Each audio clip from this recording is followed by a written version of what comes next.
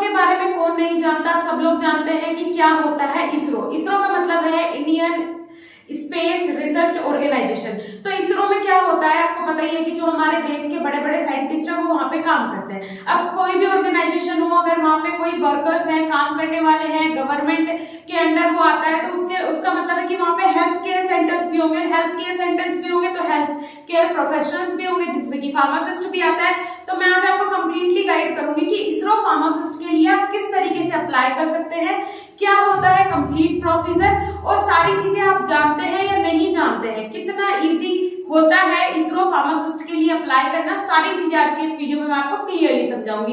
जैसे कि आप सब जानते हैं मेरा हर वीडियो पॉइंट टू पॉइंट होता है, तो सीधा कंप्यूटर की स्क्रीन पे चलते हैं, कॉपी पेन साथ में लेके बैठिएगा या फिर अपने दिमाग के ढक्कन बिल्कुल खोल के बैठिएगा कि आपको सारी चीजें सेट कर लेनी है उसमें कि क्या होता है ISRO pharmacist job in ISRO. अब आप इसरो में किस तरीके से एज अ फार्मासिस्ट जॉब कर सकते हैं, क्या एलिजिबिलिटी क्राइटेरिया होता है। देखिए वैकेंसी का आपको कहाँ पता करना है, तो वैकेंसी के लिए सबसे ज्यादा आपको अप टू डेट रहना है फार्मा ट्यूटर वेबसाइट पे, जो कि एक प्राइवेट वेबसाइट है, लेकिन वहां पे जो आपको न्यूज होती है वो 99.9% बिल्कुल सही होती है, चाहे वो कॉन्ट्रेक्चुअल बेसिस पे जॉब हो, चाहे वो परमानेंट हो, चाहे वो प्राइवेट सेक्टर में हो, सारी जॉब वैकेंसी आपको वहां पे पता चल जाती है। ठीक है, चलिए ठीक है। अब मैं आपको बता देती हूँ कि आपको गवर्नमेंट में कैसे पता चलेगा कि जॉब निकल रही है, क्योंकि ऐसी चीजें होती हैं ये 1 से 2 वैकेंसीज में निकलती हैं। तो पहले मैं आपको आज इसमें वैकेंसी के बारे में बताती हूँ। तो आपको क्या करना है, कुछ ऐसे पेजेस फॉलो करने हैं जो पेजेस आपको गवर्नमेंट जो जॉब्स होती है फार्मासिस्ट से रिलेटेड उसके बारे में बताते हैं। चलिए ठीक है, अब वो पेजेस आप कहाँ फॉलो कर सकते हैं, बहुत सारे फेसबुक ग्रुप्स हैं, आप उन्हें फॉलो कीजिए। ठीक है, अवेयर रहने के लिए बात कर लेते हैं जो इसरो की ऑफिशियल वेबसाइट है, वहां पे जाके आप विजिट करें, कंटिन्यू विजिट करते रहें। बात कर लेते हैं कि आपको जो होता है सरकारी रिजल्ट.com, वहां पे आपको इसकी न्यूज मिल जाएगी, आपको सरकारी रिजल्ट.com पे भी, अगर ऐसा होता है इसरो में फार्मासिस्ट की वैकेंसी निकलती है। लेकिन करना क्या है, सारी चीजें इस वीडियो में बताऊंगी कंप्लीटली, सारी चीजें, तो वीडियो को बिना स्किप किए आप यहाँ वीडियो देखनी है, आपको स्किप नहीं करनी है। चलिए ठीक है, फिर यहाँ पे देख लेते हैं इसरो फार्मासिस्ट से रिलेटेड हमें जॉब वैकेंसी अगर हमें चाहिए है, जॉब चाहिए है इसरो में, हम अपने देश के लिए काम करना चाहते हैं, तो उसके लिए देखिए सबसे पहले पता होना चाहिए कि एज लिमिट क्या होती है। एज लिमिट की अगर मैं बात करूं इसरो की, तो ये इसरो के नोटिफिकेशन से ही मैंने सारा कंटेंट लिया है। तो नोटिफिकेशन के हिसाब से एज लिमिट 18 से 45 साल होनी चाहिए जनरल के लिए, ओबीसी के लिए 3 साल का रिलैक्सेशन होगा, SC ST के लिए 5 साल का एज रिलैक्सेशन होगा, जैसे कि हर एक जो गवर्नमेंट सेक्टर में जॉब निकलती है होता ही है। ठीक है, और ये 2022 के रिक्वायरमेंट के हिसाब से मैंने आपको बताया है। ठीक है, उसके बाद educational qualification, minimum education qualification जो होनी चाहिए वो फार्मासिस्ट होना चाहिए। ठीक है, 2022 के हिसाब से मैं मिनिमम एजुकेशन क्वालिफिकेशन आपको बता रही हूँ। तो उसके बाद डिग्री या डिप्लोमा होना चाहिए फार्मेसी में। उसके बाद candidate with higher education also eligible for apply the pharmacist vacancy but age limit is mandatory. Clear हो रहा है? हायर सेकेंडरी मींस यहाँ पे क्या है, हायर एजुकेशन का मतलब M.Pharm अगर आपने की हो तो भी आप इसके लिए अप्लाई कर सकते हैं, लेकिन एज लिमिट जो यहाँ पे दी हुई है 18 से 45 साल, उसी के बीच में बंदा होना चाहिए। एज लिमिट जो है वो मैंडेटरी है, वो जरूरी है।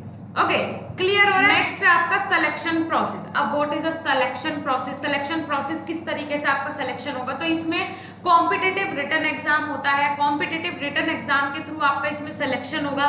ठीक है, अब कॉम्पिटिटिव रिटन एग्जाम के थ्रू किस तरीके से सिलेक्शन होगा, पहले इसमें एग्जाम होगा, रिटन एग्जाम, फिर उसके बाद आपका इसमें इंटरव्यू होगा और आपका क्या होगा, फिजिकल टेस्ट होगा। फिजिकल टेस्ट में मतलब आपके फिजिकली आप फिट है नहीं है, आपको कोई कम्युनिकेबल डिसीज तो नहीं है जिससे कि दूसरों को भी वो फैल सके, तो इस टाइप के आपके सारे टेस्ट होंगे। अगर आप फिजिकली फिट है, अगर आपने रिटन टेस्ट क्लियर कर लिया, आप इंटरव्यू क्लियर कर लेते, तो आपका सिलेक्शन हो जाएगा। बात कर लेते हैं सैलरी की, जो कि मोस्ट इंपॉर्टेंट है। सो इसमें 44,900 से लेके 1,42,400 तक आपकी सैलरी जा सकती है।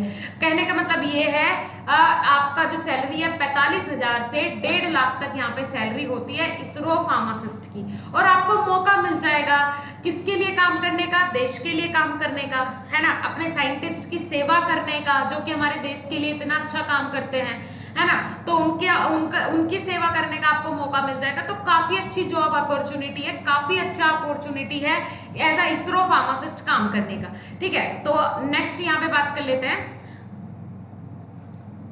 नेक्स्ट जो है आपका बात कर लेते हैं सिलेबस की, जो कि मोस्ट इंपॉर्टेंट है। सिलेबस में क्या क्या आता है वो मैं आपको बता देती हूँ। तो सिलेबस की अगर मैं बात करूँ तो देखिए यहाँ पे सिलेबस में जनरल नॉलेज यहाँ पे आएगा आपका, जनरल नॉलेज से क्वेश्चन आएगा, इंग्लिश से क्वेश्चन आएगा, फार्मेसी 1 और फार्मेसी 2। अब व्हाट इज फार्मेसी 1 और फार्मेसी 2, इनमें डिफरेंस देखिए। जनरल नॉलेज जो है आपका उससे दूर दूर से कोई लेना देना नहीं है, बस जो जनरली आप अवेयर हैं, जनरल नॉलेज जितनी आपका आईक्यू लेवल है उसके हिसाब से आपकी सेट है, तो इसके लिए आपको प्रिपरेशन करनी पड़ेगी। बात कर लेते हैं इंग्लिश की। इंग्लिश ग्रामर आएगी पूरी कंप्लीट, जो कि कॉम्पिटेटिव एग्जाम में जनरली पूछी जाती है।